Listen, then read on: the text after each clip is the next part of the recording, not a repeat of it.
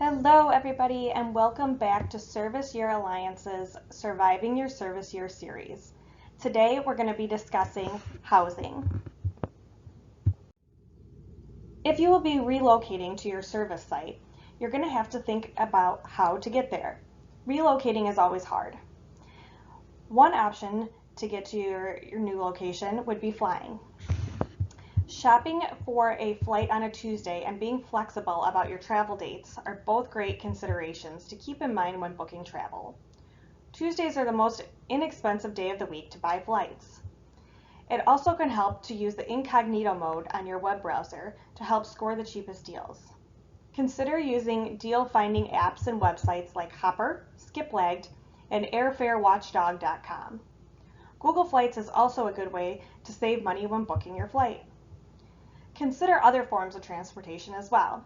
Look to see what forms of public transportation can get you to your new location. If there is a bus or a train, that may be cheaper than flying. Driving. Driving your own car or renting may be the best option if you have a lot of belongings that you are planning to move with you, or it may be cheaper overall. Use a cost of driving calculator to estimate the cost of your trip, and if renting, don't forget to factor in total miles, fees, and insurance to the cost of your rental. If you're going to be moving, make sure to research a few options to move your items. You can look into shipping boxes, paying for extra suitcases while you travel, driving everything with you, or using a service like a pod. If you know of another service year core member who is also relocating to the same area, see if you can split costs. Also, pack light. Instead of paying to relocate all of your belongings, consider storage or leaving things at home or at a friend's place. This may be worth it if you are unsure if you want to permanently relocate to your new location after your service year. Sometimes, instead of moving everything, it might be cheaper to sell your things and buy new ones once you get to your new location, especially if your items were purchased used or from a discount store in the first place. Here's looking at you, IKEA and Craigslist.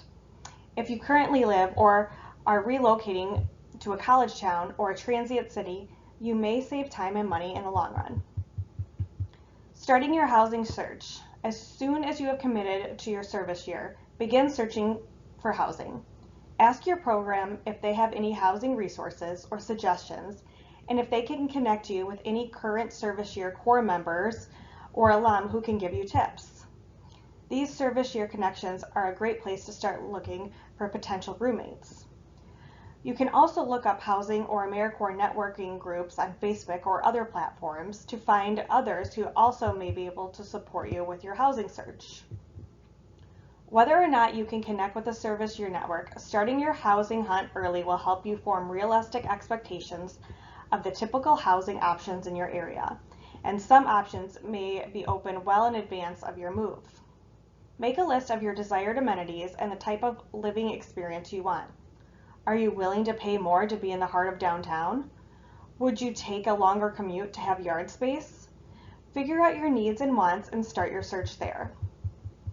Make sure you know your living allowance early on. This will help you determine your price range for housing, and remember to factor in utilities within that cost. Ideally, your total housing should be around 30% of your income and no more than 50%. Use our budget guideline to help you plan this out. It might help you to create a budget as well. Well, where to search for a new place? Check out websites like Zillow, Apartments.com, PadMapper, HotPads, or Abodo to start your search. Craigslist is also a common option to find housing, especially if you're looking to live with roommates. What to look for? It's never out of the question to ask for pictures or videos of the space.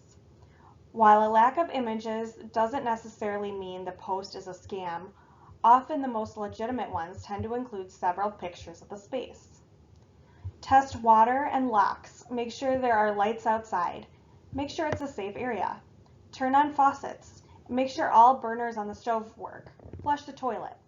You might feel a little crazy, but it's better to know before you move in if anything needs to be fixed.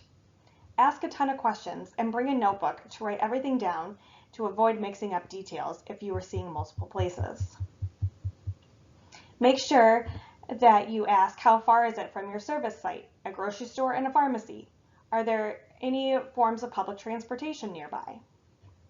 For roommates, if you can't find others serving to live with, you might consider looking for houses or apartments with extra rooms. If you can't make it to your new location before you need to sign the lease, set up a video call to gauge how you'll get along with your future roommates. Prepare some questions to ask your potential roommates to make sure you would be a good match. Whether you're living with friends or people who you are just meeting, it's important to set expectations early about your shared living situation. Figure out how you'd like to handle shared expenses and keeping your place clean. Ask about habits and talk about what your expectations are for social situations. Some people are looking for roommates to be their new friends, while others are just looking for people that they can split the bills with. So be honest about what you are looking for. Your schedule and your finances are probably among the most important considerations you'll want to keep in mind as you screen potential roommates. Before you sign the lease, actually take time to read the lease and make sure that the rules, maintenance process, vacancy notice, and any other terms discussed are included. Understand exactly who is responsible for utilities and how they are paid. If anything is unclear, ask.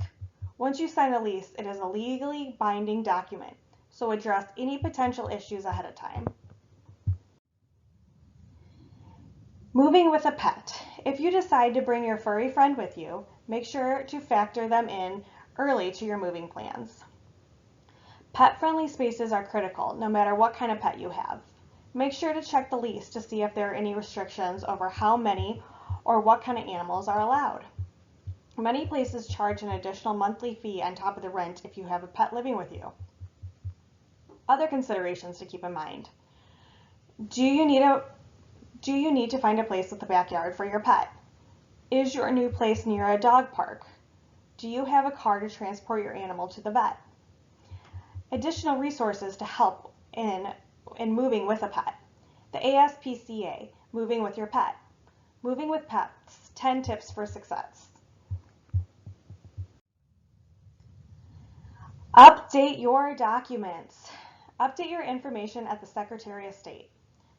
Update your address. Once you move, you will need to make sure that you change your address in many places. It should be the first thing you do after you make it to your new place. Some of these changes, like updating your bank information, can often happen before you move.